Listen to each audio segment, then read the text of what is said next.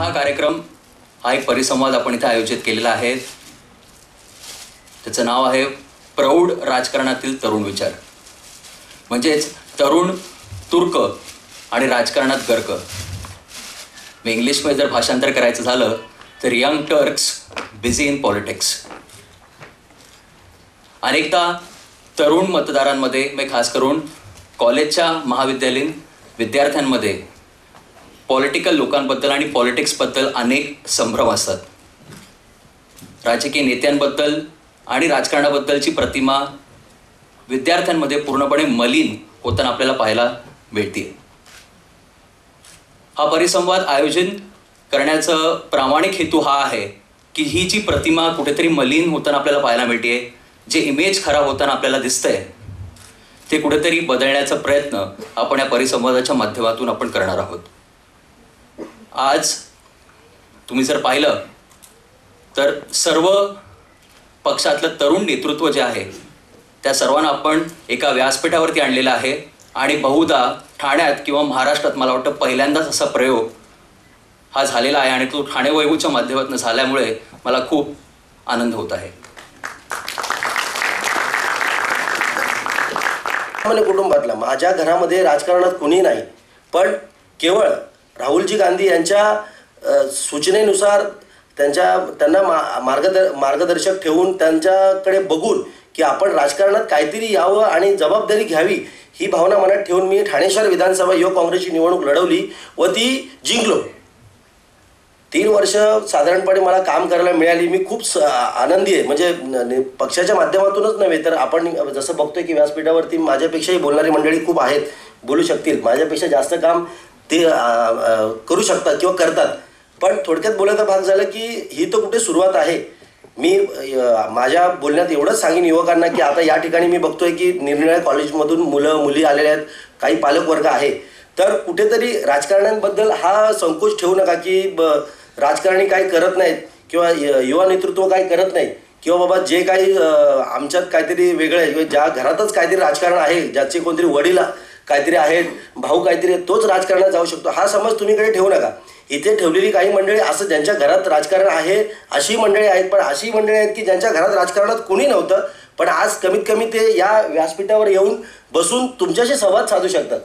तर आज आम्ही या ठिकाणी आहोत. हा जो ठाणे वैभवचा जो उपक्रम जो यांनी राबवलेला आहे तो इतका स्तुत्य आहे, बोलण्यासारखा आहे की कदाचित 2 वर्षानंतर किंवा अगदी पुढच्या वर्षी सुद्धा आपल्यातलाच एखादा सहकारी, माझा सहकारी वरती येऊन आमच्या बाजूला बसून त्याचे विचार मांडू शकेल. मित्रांनो, आपण म्हणतो की राजकारण म्हणजे गज करणं, राजकारणात जाणं वाईट, पण तुम्ही आता व्यासपीठ बघितल्यावर तुम्हाला कळतंय की ठाणे शहरामध्ये डॉक्टर, ॲडव्होकेट, इंजिनियर अशा सर्व क्षेत्रातल्या तरुणांना राजकारणात संधी मिळते. त्यामुळे तुमच्यासारख्या तरुणांनी राजकारणात नक्कीच यायला हवं. बरं, राजकारणात तरुणांनीच काय यावं? एखादी जर पूर्वापार होत असलेली वाईट रूढी असेल किंवा एखादी वाईट परंपरा असेल किंवा कुठलंही आपल्याला जर एखादं प्रशासन पडत नसेल तर त्यासाठी ते भेदण्यासाठी एक आक्रमकता हवी आणि ही आक्रमकता तुमच्यामध्ये आहे. म्हणून तरुणांनी राजकारणात यावं. मी BSc कम्प्युटर्स करण्यासाठी सोमय्या कॉलेजला प्रवेश घेतला 2004 साली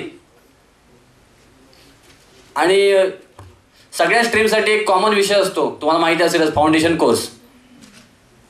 तर फाउंडेशन कोर्सचं लेक्चर सुरू झालं आणि सर्व विद्यार्थ्यांना सांगण्यात आलं की तुमचं इंट्रोडक्शन द्या आणि तुम्ही भविष्यात काय होणार हे सांगा. सगळी कम्प्युटर सायन्सचे विद्यार्थी होते.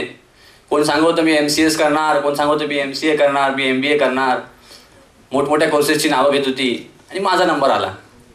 मी सांगितलं, इंट्रोडक्शन दिलं, आई वडील काय करतात, भाऊ काय करतो, आणि शेवटी सांगितलं I want to join politics after my graduation.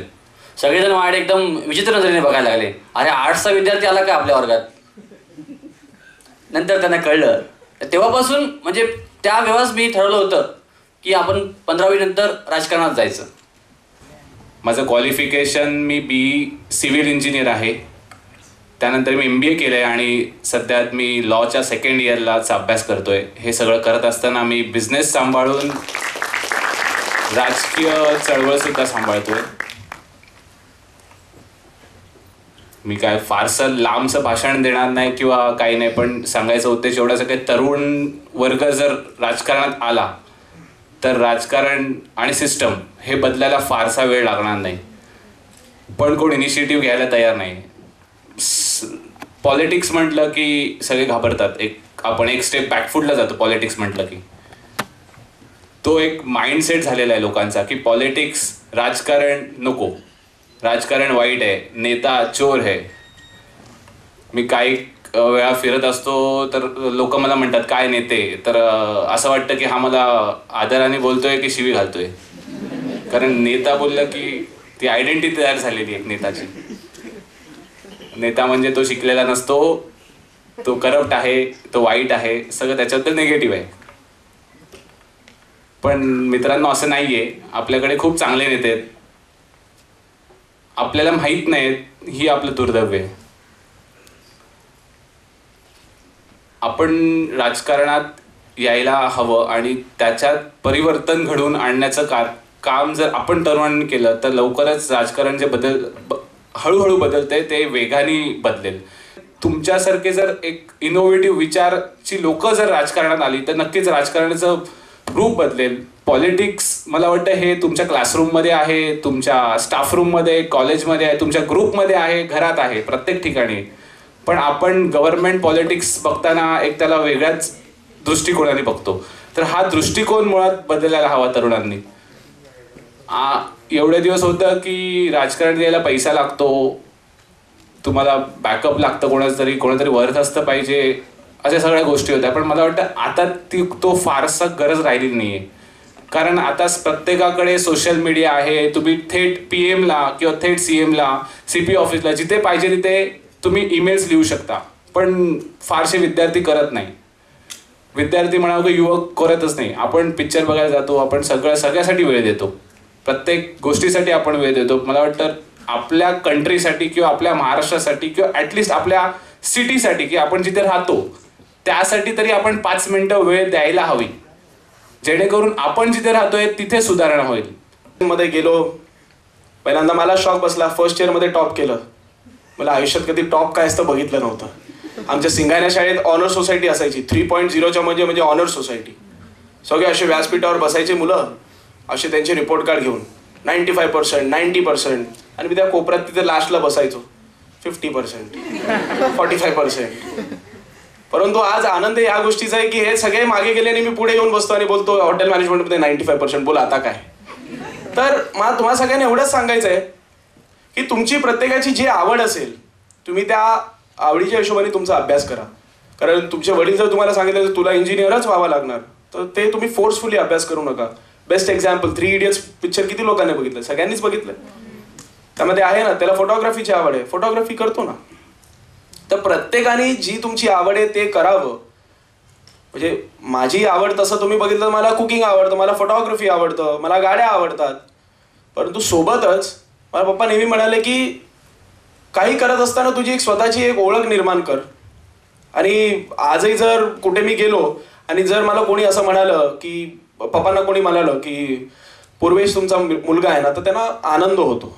आणि मलाही कोणी जर म्हणालं की तुमचे वडील प्रताप सरनाईक ना, तर तेही मला एक आनंद वेगळा होतो. आज स्वतःची ओळख निर्माण करणे फार गरजेचं आहे आणि ह्या व्यासपीठावर प्रत्येकाने आपली ओळख निर्माण केलेली आहे, ह्याचाही मला आनंद आहे.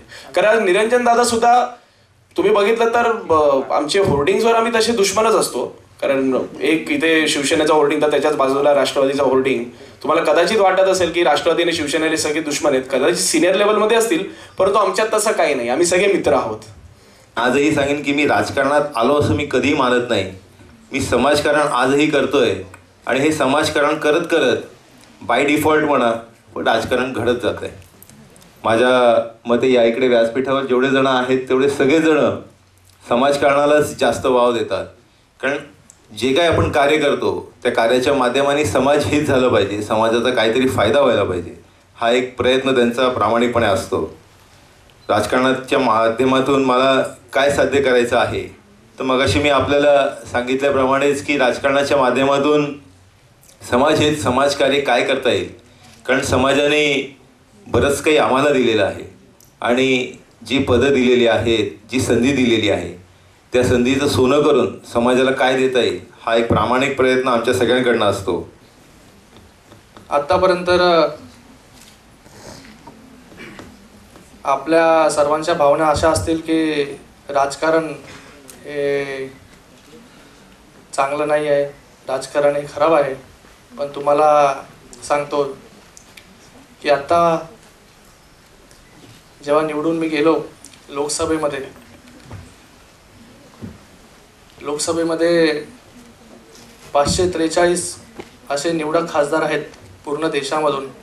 आणि आपल्याला आपल्या कॉन्स्टिट्युएन्सीचा आपल्या राज्याचा प्रतिनिधित्व करण्यासाठी मिळतं आहे आणि काम करण्यासाठी मिळतं आहे. हा एक वेगळाच अनुभव आहे. आणि आपल्याला नेहमीच वाटतं की राजकारण हे फक्त पैसे कमवण्याचं साधन आहे. लोक राजकारणात येतात, पैसे कमवतात. पण तुम्हाला सांगतो असं काही नाही आहे. राजकारणामध्ये येऊन मी एवढं शिकलो की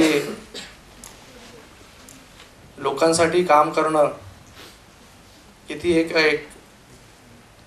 चांगली फिलिंग असते ती.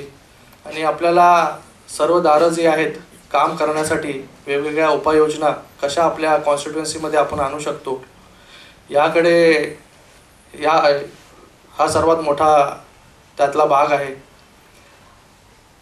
आणि राजकारणाकडे बघण्याचा जो दृष्टिकोन आहे आपल्या सर्वांचा, म्हणजे आपले आता तुमचंही वय कोणाचं असेल 25, कोणाचं असेल 27, पण आपण नेहमीच राजकारणाकडे एक वेगळ्या दृष्टिकोनाने बघत असतो. ते न करता तुम्हीही आता सगळे निरंजनी आहे, निरंजनचं वय असेल 29-30 किती आहे. तर असं ही सगळी नवीन पिढी राजकारणात येत आहे. मी माझं MS ऑर्थोपेडिक्स आता संपवलेलं आहे आणि MS ऑर्थोपेडिक्सची परीक्षा माझ्या इलेक्शन नंतर होती आणि त्यातही इलेक्शनमध्ये तर मोठा यश मिळालंच आहे. पण त्याच्यानंतर परीक्षेतही मोठं यश मिळून आज MS ऑर्थोपेडिक्सही झालेलो आहे. आणि सर्वात महत्त्वाचं म्हणजे राजकारणात येऊन सुद्धा मी माझा जो डॉक्टरी पेशा आहे तो कधीच सोडणार नाही आणि तोही साईड बाय साईड सुरूच आहे. तर